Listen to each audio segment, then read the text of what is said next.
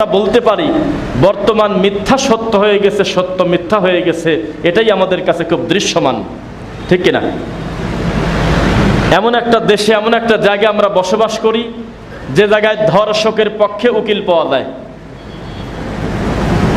ধর্ষণকারীর পক্ষে উকিল দাঁড় করানো যায়।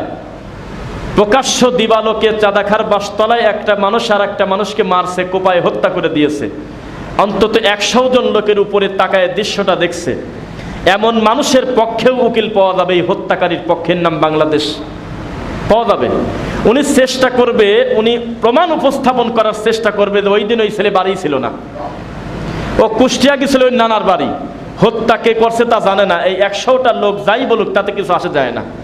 হয়তো পারবে কিনা জানি না, কিন্তু চেষ্টা ঠিকই করে যাবে উকিল যে ওনাকে এখান থেকে গায়েব করা যায় কিভাবে। তো সেই দেশে আমরা সঠিক ইসলাম এত সহজে পাবো, এটা ভাবাই তো একটা অন্যায়। অনেক কষ্ট করতে হবে, অনেক পরিশ্রম করতে হবে, তারপরে আল্লাহর তাওহীদ পাওয়া যাবে।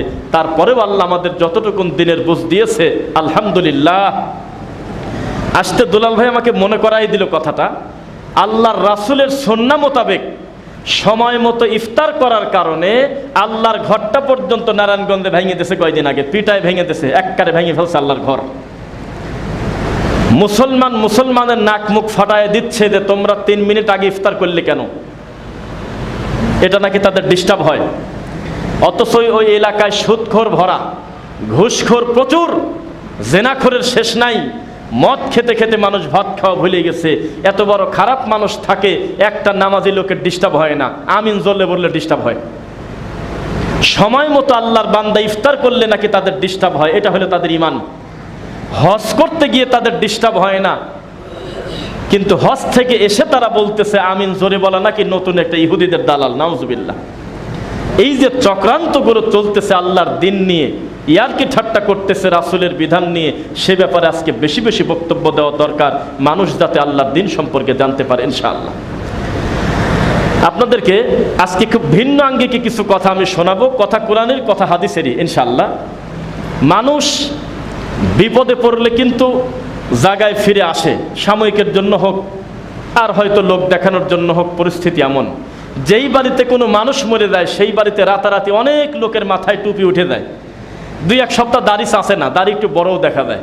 ওর বাপ মরে গেছে, অন্তত 2-4-5-7 দিন মসজিদের সামনের কাতারে ঘোরাফেরা করে। আবার যখন একটু খুশির সংবাদ আসে তখন ও ঝামেলা ছেড়ে দেয়, ও নামাজটাকে জুলুম মনে করে, আর আসে না।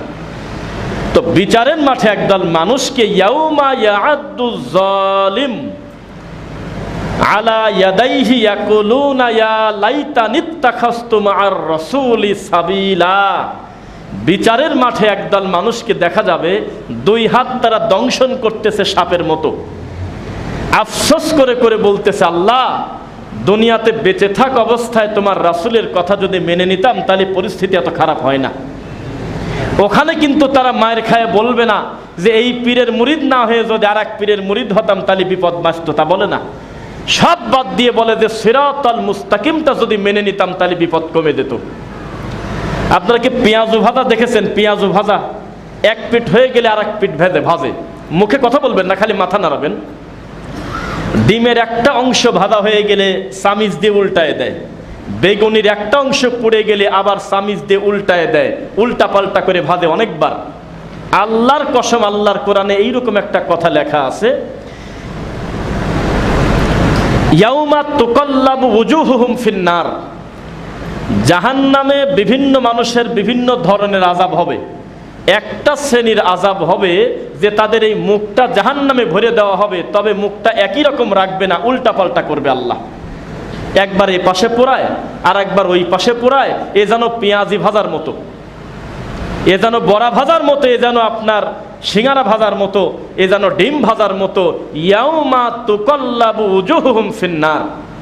জাহান্নামী একদল মানুষের মুখকে আল্লাহ ওলট পালট করে তাদের পোড়াবে। শাস্তির তীব্রতা সহ্য করতে না পেরে তারা বলবে, ইয়াকুলুনা, তারা বলবে, ইন্না আতা'নাল্লাহ ওয়া আতা'নার রাসূলা। হে আল্লাহ, মায়ের খাচ্ছি কি কারণে আমরা বুঝে গেছি, আমরা দুনিয়াতে যদি আল্লাহকে মেনে নিতাম, রাসূলকে মেনে নিতাম, তাহলে এই পরিস্থিতি আমাদের হয় না। দ্বিতীয়বার আবার যখন শাস্তি এভাবে বাড়তেই থাকবে, ও সহ্য করতে না পেরে দুইটা লোককে অপরাধী করবে।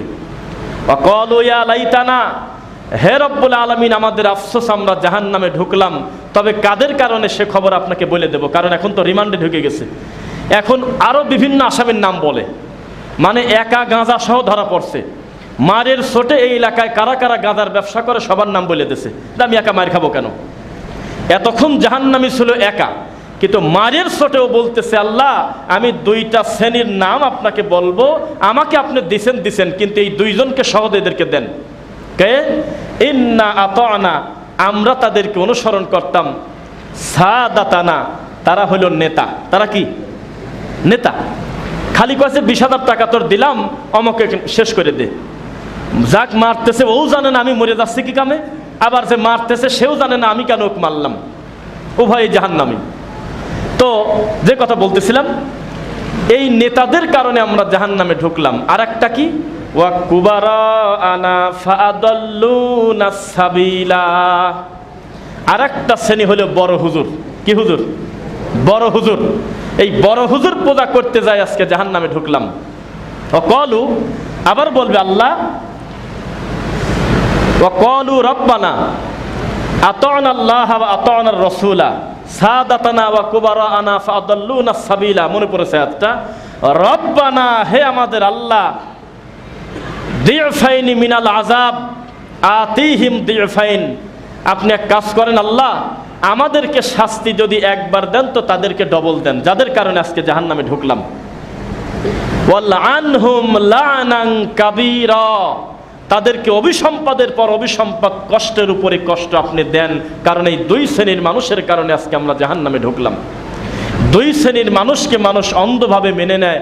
এক হলো সামাজিক নেতা, আর 2 নাম্বার হলো মসজিদের হুজুর, বড় হুজুর।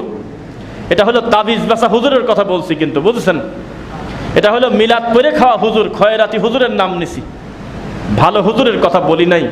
এই দুই শ্রেণীর মানুষের ব্যাপারে বিচার দেবে আর বলবে আল্লাহ আমাদের যদি এক পিটা দেন তাদেরকে ডবল পিটা দেন, আমাদের যদি একটা মার দেন তো তাদের ডবল মার দেন, কারণ তাদের কারণে আমরা ফাদাল্লুনা, আমরা গোমরা হয়ে গেছি, আমাদের পরিস্থিতি আজকে খারাপ।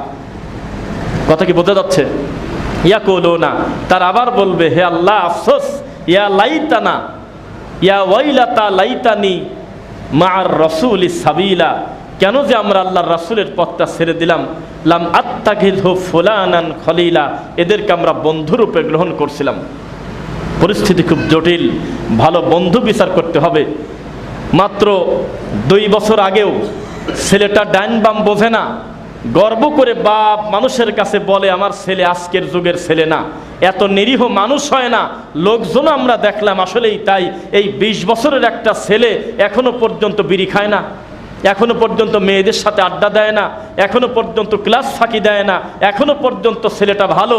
এটা আশ্চর্য ব্যাপার, এই যুগে এমন ছেলে আছে কোন